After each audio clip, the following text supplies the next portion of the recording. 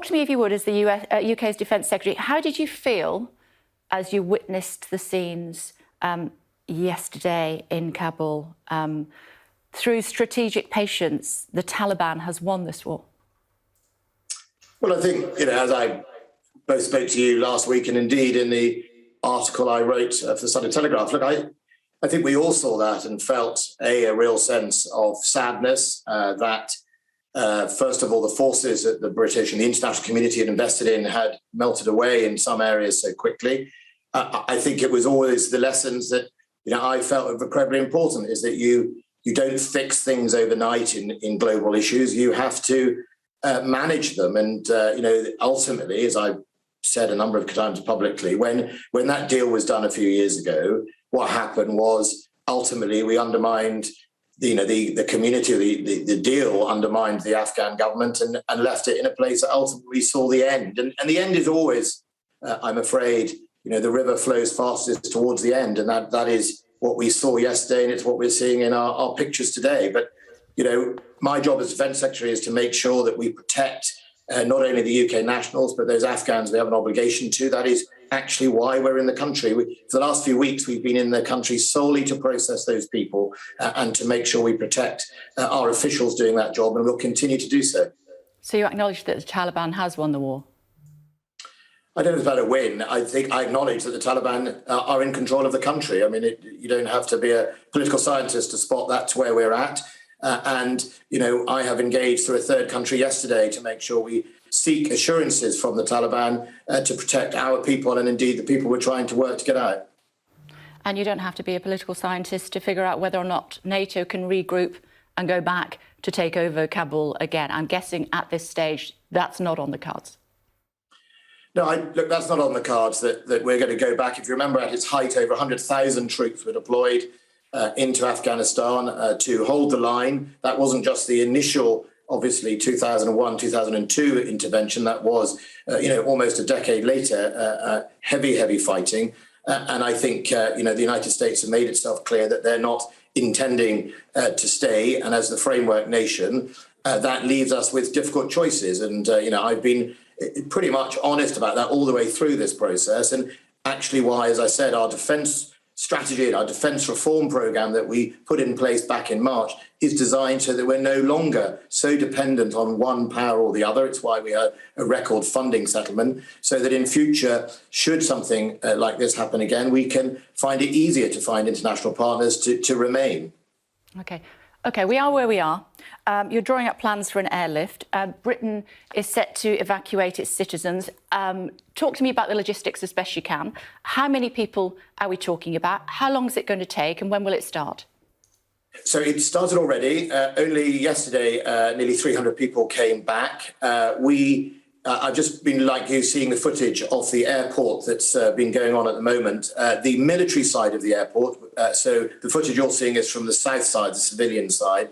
The military side of the airport is secure and controlled, and military flights are coming in and out. And I think on Friday when I spoke to you, I told you we had a plan B, which was if civilian flights stop, we will use military flights. That is what we're doing. The military flights are coming in and out. They've just brought in more UK soldiers.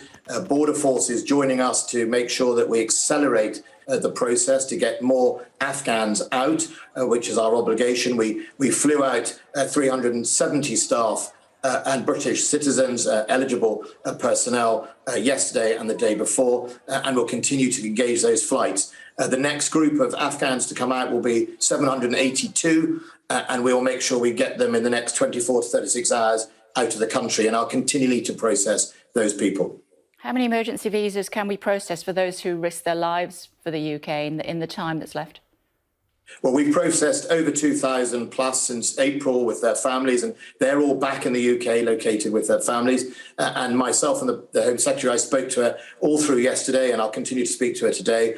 We are processing as fast as we can, and where there are sort of rules that we need to change, we are changing those rules. And so today I'll be speaking to Priti Patel about how we can deal with Afghan passports. Right up until the day before yesterday, the Afghans wouldn't let Afghans leave without their passport. If they've already been through our checks and we know who they are, we need to see if we can make sure that we adapt the rules to get those people out as soon as we can. And we will cycle them out from Afghanistan to a Middle East country and then back to the United Kingdom, so we can keep the flow of aeroplanes in and out. And our target is at least about 1,200 to 1,500 exit a day in the capacity of our aeroplanes, and we'll keep that flowing. And we've secured a place within the airport that we can process people securely and then marshal them onto the planes. 2,000 is not enough, though, is it, as far as the interpreters are concerned? Are we processing many more than that at the moment, given the situation that is developing? And some have already been killed, others surely will be. Yeah, so first of all, it's not just interpreters, it's public-facing roles and even essential non-public facing roles. It's also contractors. A few weeks ago, Priti Patel and I changed the rules to make sure third-party contractors were able to come through because that was important. And then also third country processing. There are a significant number who've got themselves out of Afghanistan over the last few weeks, and they are in camps, refugee camps around the world. We brought a guy back in April, as long as way from April and his family from a Greek refugee camp. We're going to be processing them wherever they are, and we're going to continue to do that after we've gone. But you're right, Kay. It's really important for us. These are people. I've been as blunt as I can, saying that we will do everything we can to bring as many people out as possible. And our soldiers, the 600 we've flown in from 16 Air Assault Brigade, they are on the ground specifically and for only one job, which is the processing of British citizens and Afghans to bring them back. We're not there for any other government function. That's what those men and women are now risking their lives to do. And quite rightly so, that is our obligation. And we will do that for as long as we can. Yeah, the Taliban has other ideas. The spokesperson, Suhail Shaheen, saying we need all Afghans to stay. We're saying we need those that have fought side by side with us or represented us in some other way can come back to the UK. That sounds like a bit of a standoff. How are we going to fix that? Well, I spoke to a Middle East country yesterday who contacted the Taliban on my behalf, the military leadership of the Taliban, to seek assurances. And the assurance I got back from that leadership was that these people would not be interfered with, and that they wanted to demonstrate that people could come and go to Afghanistan as freely as possible. And that have also, that they obviously want Western troops out of their country. So it's not in their interest to impede all of that. And we will make sure that we continue to do that. Last time the Taliban was in charge, 41,000 people sought asylum in the United Kingdom from Afghanistan. How many asylum seekers are we expecting this time? I don't know, but I suspect we will see significant migrant flows around the world.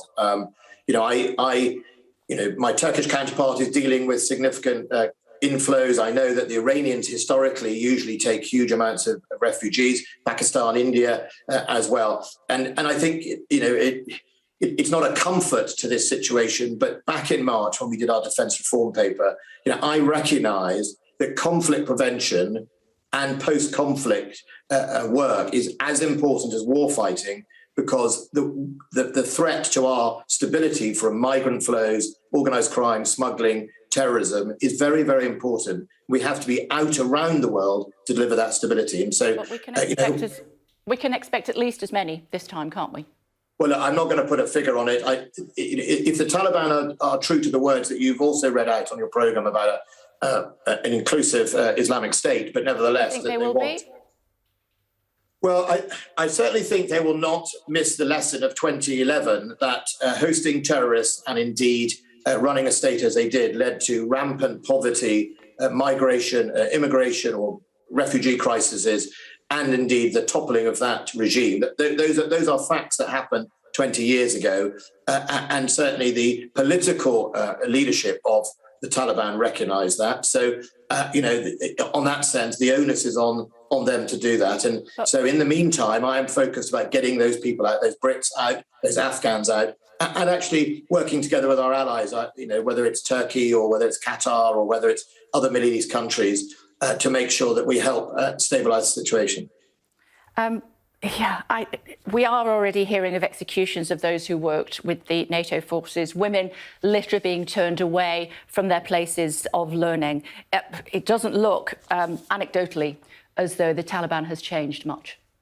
Anecdotally, no, that bit does not look like a change. And I think we have to make sure that the Taliban leadership lead their country. And, if there are provinces or groups that are behaving like that, both the European Union, the United Kingdom and the USA have been very clear that, the leadership has a responsibility to make sure that it upholds human rights, as does the Quran, actually. The Quran does not accept many of these things, and that is a wrongful interpretation of the Quran. So I think that it's really, really important that the Taliban recognise they're on display now. The international community is watching. They want the finances, they want the flow of money, they want the aid, they want to be accepted as a national leadership, then they're going to have to deliver that. How prepared are you for the Taliban flag to be flying over the UK embassy in Kabul? Well, look, that's the consequence of the Taliban. It's not the embassy anymore. We have left that location. We've drawn down within the airport, as have a member of other nations. Many of the EU have relocated. So it's now just a building. But in the end of the day, symbolically, it's not what any of us wanted. OK. Will you recognise the Taliban as the government of Afghanistan? I think there is a lot of more to come before those decisions are made. I think the Taliban have to match their words with what they say. I think the time is not right yet. The proof of the pudding will be obviously in their actions rather than their rhetoric. OK. How frustrated were you that the Foreign Secretary was on holiday abroad when all this was unfolding? But I don't know where he was, or as in whether he was in Cyprus, I believe. I don't know my colleague's personal movements. What I do know is every single day I spoke to the Foreign Secretary. Every day I had no problems, nor did the Prime Minister or anyone else engaging with the Foreign Office. The Foreign Office has been in lockstep with the MOD, who have been at the forefront of delivering this alongside the Home Office. I have not been aware of any drop in service or inability to deliver. The whole of government has been tasked on this. The Prime Minister convened his first COBRA a few days ago and a second one yesterday, and we're all determined to deliver the solution. Can we end where we started, please? The Taliban are not known to be patient, except potentially these last 2 decades when they wanted to take back their country. They certainly seem to have managed that over the last 24 hours. They won't take too long before they decide that they want the airport back. We have a finite amount of time to get Brits and those who help the Brits out. What's your timescale? Well, our declared timescale was by the end of the month and the first week of September. But recognising exactly what you say, we are doing everything, and we'll be doing it today, to remove any further barriers to make sure we can rush through both Afghans and British citizens to make sure that we can process them and get them out of the country as soon as possible. By the end of the month? Well, that was our original timetable, but I recognise as the facts on the ground change, Kay, we have to change too, which is why the Home Secretary and I have been working absolutely hand in hand in the last few weeks to make sure we remove those barriers. The Prime Minister, the Chancellor have been incredibly supportive in delivering that, and we will move one. If we have to move regulations today, we'll be doing exactly that.